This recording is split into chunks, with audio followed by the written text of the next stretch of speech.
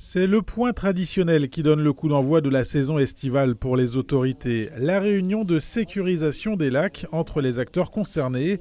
L'idée, s'assurer de la bonne mise en place des dispositifs pour l'accueil des visiteurs et des touristes dans un lieu de plus en plus prisé. Les principales personnes qui viennent ici pour admirer, profiter du cadre, de la plage, de se détendre. S'il n'y a pas les forces de gendarmerie qui vont nous aider, qui vont aider justement à maintenir ce calme, cette tranquillité, c'est triste, mais nous risquons des incivilités. Force est de constater qu'il y a des comportements qui n'existaient pas il y a quelques années, d'où aussi la robustesse du dispositif de sécurité pour pouvoir les prévenir autant que possible, s'ils venaient à se produire, à pouvoir y mettre fin rapidement et les sanctionner. Pour contrôler cette affluence au cours de l'été, une affluence notamment venue de régions parisiennes, une grande nouveauté, la mise en place de ces caméras 21 au total à Ménil-Saint-Père, directement reliées pour le moment au centre de supervision urbain de Troyes-Champagne Métropole.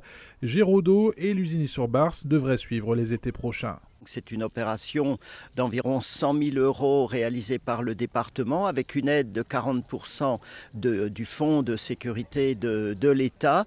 Et donc cette vidéoprotection va permettre d'être beaucoup plus efficace pour la gendarmerie, qui elle aussi est très présente sur site, donc c'est une action collective. Prévenir la délinquance est une action coordonnée entre services de l'État et collectivités locales. La gendarmerie est notamment sur le front de lac, charge à elle de multiplier les patrouilles et la surveillance des lieux. Il y a à la fois une présence permanente et puis des patrouilles régulières, et ces patrouilles elles peuvent se faire en fonction de la situation et des signalements qui sont faits le cas échéant.